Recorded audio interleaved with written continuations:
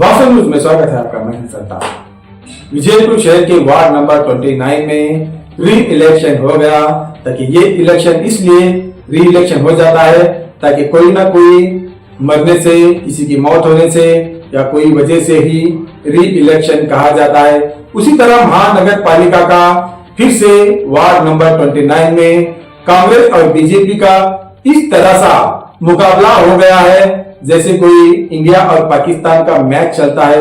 उसी तरह अब तो बसंतगौड़ा पाटिल इतना पूरी चैलेंज पे आ गए ताकि बीजेपी को ही जिता के लाने की, मगर उन्होंने खुद यहाँ पर वक्त लेकर प्रचार को भी इतना घूम गए और उनकी भाषण का जादू ही कुछ अलग है।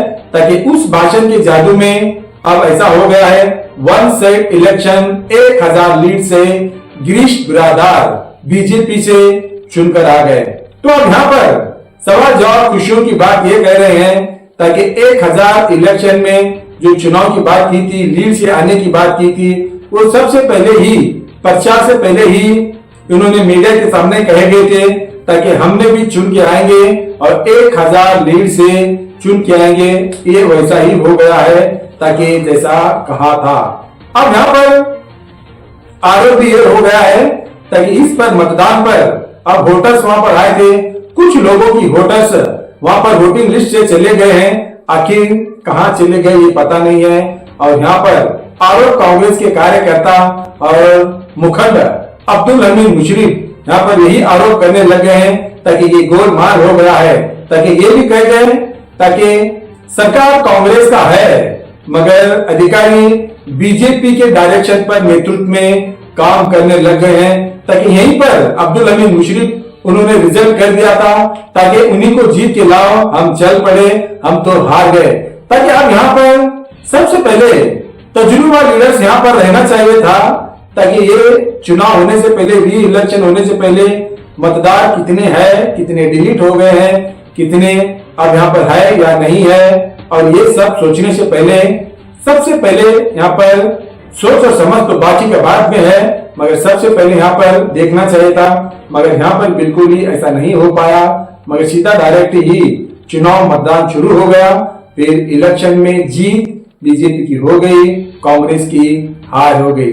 तो अब यहाँ पर तो अब ऐसा हो गया है, तो हार और जीत की तो बात और है। सबसे पहले यहाँ पर बसंतगौड़ा पाटिल एथनाल का चैलेंज पर उतर आए गए ताकि उनके पिता के साथ इनके अच्छे संबंध थे। ताकि इसलिए उनकी ये तो बात और है ताकि इनकी भाषण की जादू में कुछ निराला ही तो है।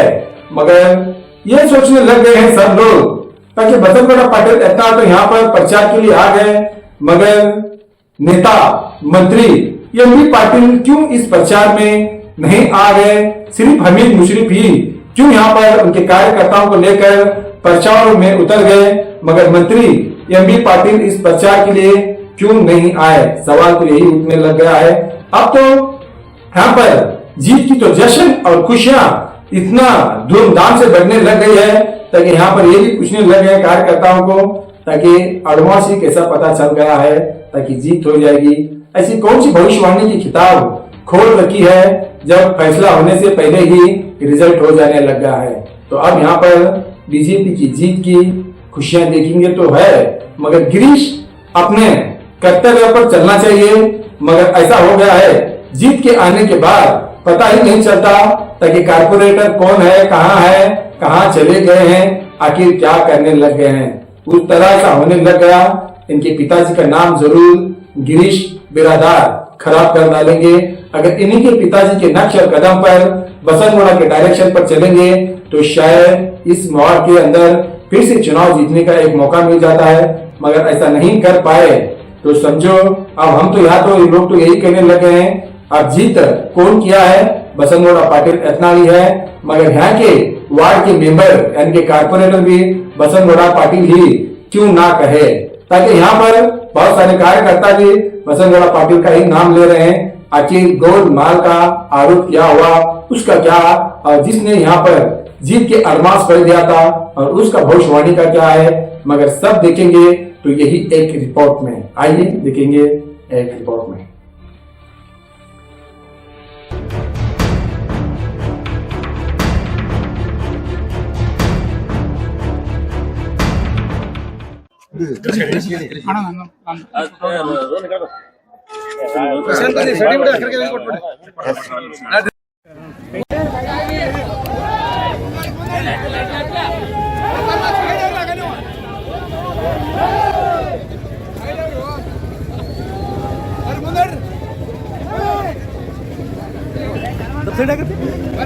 ಹಲೋ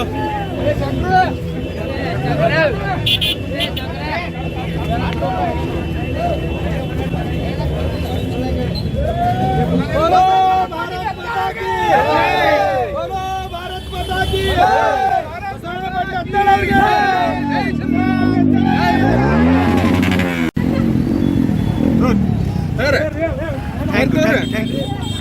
माध्यमदವರು ಮುಖ್ಯ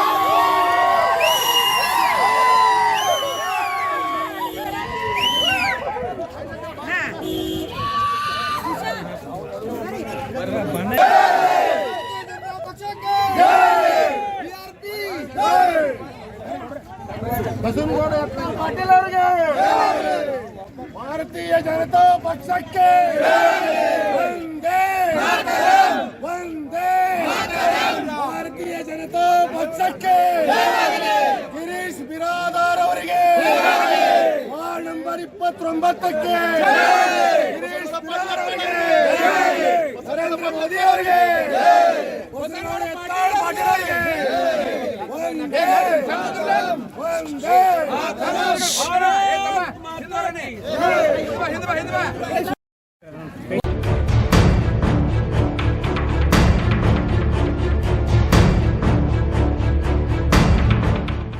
ವಿಜಯಪುರ ನಗರ ಜನಪ್ರಿಯ ಶಾಸಕರಾದಂಥ ಬಸವರಾಜ ಪಾಟೀಲ್ ಯತ್ನಾಳ್ ಅವರ ಅಭಿವೃದ್ಧಿ ಗೆಲುವು ಮತ್ತು ಈ ಗೆಲುವು ಅನುಕಂಪದಲ್ಲ ಅಭಿಮಾನ, ಈ ಗೆಲುವು ಅಭಿವೃದ್ಧಿ ಗೆಲುವು. ಹೀಗಾಗಿ ಗಿರೀಶ್ ಪಾಟೀಲ್ ಅವರ ಗೆಲುವು ಸಮಸ್ತ ವಾರ್ಡ್ ನಂಬರ್ 29 ಅಭಿಮಾನ, ಗೌರವ ಮತ್ತು ಆಶೀರ್ವಾದ ಗೆಲುವು ಅಂತ ಹೇಳಕ್ಕೆ ಇಚ್ಛೆ ಪಡ್ತೀನಿ. ಅಭ್ಯರ್ಥಿ ಮಾತಾಡ್ತಾರೆ.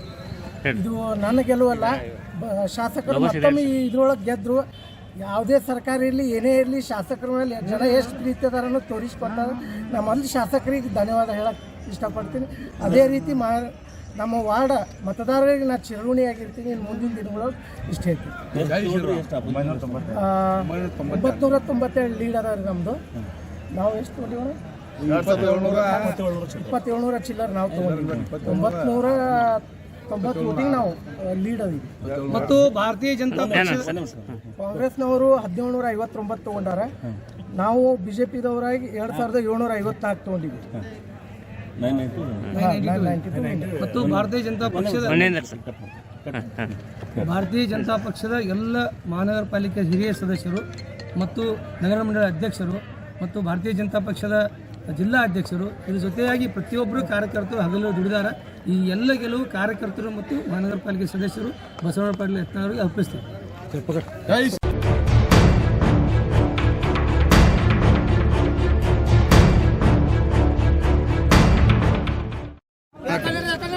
ಭಾರತೀಯ ಜನತಾ ಪಕ್ಷದ ಅಭ್ಯರ್ಥಿಯಾದ ಗಿರೀಶ್ ಬಿರಾದಾರ್ ಅವರ ಅಕ್ಕ ನಾನು. ಈ ಕ್ಷಣದೊಳಗೆ ಫಸ್ಟ್ ನಾನು ನಮ್ಮ ತಂದೆಯವ್ರನ್ನ ನೆನೆಸ್ಕೊತೀನಿ. ಅವ್ರ ಆಶೀರ್ವಾದದಿಂದ ನಾವಿಲ್ಲದೀವಿ. ಆಮೇಲೆ ನಾವರ ಶಾಸಕರ ಆಶೀರ್ವಾದ ನಾವಿಲ್ಲದೀವಿ. ನಮ್ಮ ಭಾರತೀಯ ಜನತಾ ಪಕ್ಷದ ಒಗ್ಗಟ್ಟಿನಿಂದ ನಾವಿಲ್ಲದೀವಿ.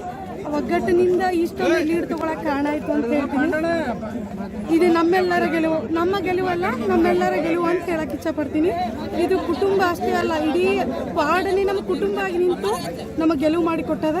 ಇಷ್ಟು ಹೇಳ್ತೀನಿ. ಎಲ್ಲರಿಗೂ ಧನ್ಯವಾದಗಳು. ತಂದೆಯವರ ಸಿಂಪತಿ ಬಂತು ಅಂತ. ತಂದೆಯವರ ಸಿಂಪತಿ ಜೊತೆಗೆ ಅಭಿವೃದ್ಧಿ, ಗೌಡ್ರ ಅಭಿವೃದ್ಧಿ ಕಾರ್ಯಗಳು ಬಂದಾವಂತ ಹೇಳಕ್ ಇಷ್ಟಪಡ್ತೀನಿ. ಮೀಡಿಯಾದವರಿಗೂ ಧನ್ಯವಾದಗಳು. ಕಂಡುತ್ತಿರುವಂಥ ನಂಬಿಕೆ ನಮಗಿತ್ತು. ಬಸವನಗೌಡ ಮಾಡಿದಂಥ ಅಭಿವೃದ್ಧಿ ಕೆಲಸಗಳು ನಮ್ಮ ಕೈ ಹಿಡಿದವು. ಮತ್ತು ಗಿರೀಶನ ಸ್ವಭಾವ ಸರಳ ಸ್ವಭಾವದ ಎಲ್ಲ ಕೆಲಸವನ್ನು ಮುಂದೆ ಮಾಡ್ತಾನೆ.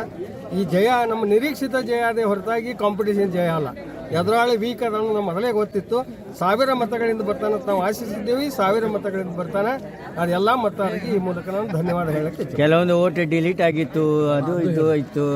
ಅವ್ರ ತಾಂತ್ರಿಕ ತೊಂದರೆಗಳು ಮೊದಲೇ ಹೋಟೆಲ್ ಲಿಸ್ಟನ್ನು ಕೊಟ್ಟಾರ, ಅನಿರೀಕ್ಷಿತ ಅಲ್ಲ. ಬಿಫೋರ್ 15 ಡೇಸ್ ಬಿಫೋರ್ ವೀಕ್ ಅವ್ರು ಹೋಟೆಲ್ ಲಿಸ್ಟ್ ಕೊಟ್ಟಾರ. ನಾವು ನೋಡೀವಿ, ನಾವು ನೋಡಿ ಅದನ್ನು ತಿದ್ದುಪಡಿ ಮಾಡ್ಕೊಂಡಿವಿ. ನೋಡ್ಲಾರ್ದವ್ರು ತಿದ್ದುಪಡಿ ಮಾಡ್ಲಿಕ್ಕೆ ಅದಕ್ಕೆ ನಾವು ಜವಾಬ್ದಾರಿ. ಮೊದಲೇ ಗೊತ್ತಿತ್ತು, ನಮಗೆ ಮೊದಲೇ ಗೊತ್ತಿತ್ತು. ಆ ಕಡೆ ಈ ಕಡೆ ಹೋಗ್ಯಾವನ್ನುತ್ತಿರುವಂಥದ್ದು ನಾವು ಕೂತ್ ನೋಡಿದೆವು. ನಮ್ಮ ವಾರ್ಡ್ ನಂಬರ್ 21 ಹಾಕಿದ್ರು, 29 ಇಲ್ಲ ಕ್ಕಾಂಗ್ರೆಸ್ ಕ್ಯಾಂಡಿಡೇಟ್ ವೀಕ್ ಅದಾವ ಅಂತ ಮೊದಲೇ ಗೊತ್ತಿತ್ತು. ನಾವು ನನಗೆ ಕೆಡುತ್ತೆ ಅನ್ನುತ್ತಿರುವಂಥ ಆತ್ಮವಿಶ್ವಾಸ ನಮ್ಮಲ್ಲಿತ್ತು. ನಮ್ಮ ಸಮಬಲದ ಇವಾಗ ಟಿಕೆಟ್ ಕೊಟ್ಟಿಲ್ಲ ಅವರು. ಸಂಪೂರ್ಣವಾಗಿ ಮಾಧ್ಯಮದವರಿಗೆ ಮಾಹಿತಿ ಇತ್ತು, ಟಿಕೆಟ್ ಕೊಟ್ಟವರಿಗೆ ಮಾಹಿತಿ ಇತ್ತು. ಅದಕ್ಕೆ ಜಯ ನಮ್ಮದು ನಿರೀಕ್ಷಿತ ಜಯದ ಹೊರತಾಗಿ ಅನಿರೀಕ್ಷಿತ ಜಯ ಅಲ್ಲ. ವಾರ್ಡ್ ನಂಬರ್ 29ರ ಮತದಾರರು ಮತ್ತೊಂದ್ಸರಿ ತೋರಿಸಿಕೊಟ್ಟಿದ್ದಾರೆ ಯಾವ ಥರ ಇಡೀ ದೇಶ ಒಳಗೆ ಭಾರತೀಯ ಜನತಾ ಪಕ್ಷದ ಅಭಿವೃದ್ಧಿ ನೋಡಿ ಮತ ಹಾಕ್ತೀವಿ ಅಂತೇಳಿ ಇಡೀ ದೇಶ ಒಳಗೆ ಟ್ರೆಂಡ್ ಒಂದು ಸ್ಟಾರ್ಟ್ ಆಗಿದೆ. ಅದೇ ಟ್ರೆಂಡ್ ನಮ್ಮ ವಿಜಯಪುರ ಮಹಾನಗರ ಜನತೆ ಕೂಡ ಅದೇ ಟ್ರೆಂಡಲ್ಲಿ ಇದ್ದೇವೆ ಅನ್ನೋ ಹೇಳಕ್ಕೆ ಇಷ್ಟಪಡ್ತೀನಿ. ವಾರ್ಡ್ ನಂಬರ್ 29ರ ಚುನಾವಣೆ ಇದು ವಿಜಯಪುರ ಮಹಾನಗರ ಪಾಲಿಕೆ ಮೇಯರ್ ಚುನಾವಣೆ, ಉಪಮೇಯರ್ ಚುನಾವಣೆ ಕೂಡ ಆಗಿತ್ತು. ಈ ಒಂದು ದಿಕ್ಕಿನಲ್ಲಿ ಮೇಯರ್ ಮತ್ತು ಉಪಮೇಯರ್ ಕುರ್ಚಿ ಕಡೆಗೆ ನಮ್ಮ ಭಾರತೀಯ ಜನತಾ ಪಕ್ಷದ ಒಂದು ಹೆಜ್ಜೆಯನ್ನು ಇಟ್ಟಿದ್ದೇವೆ. ಮುಂಬರುವ ದಿನಗಳಲ್ಲಿ ಮಹಾನಗರ ಪಾಲಿಕೆಯಲ್ಲಿ ಭಾರತೀಯ ಜನತಾ ಪಕ್ಷದ ಧ್ವಜ ಹಾರಿಸ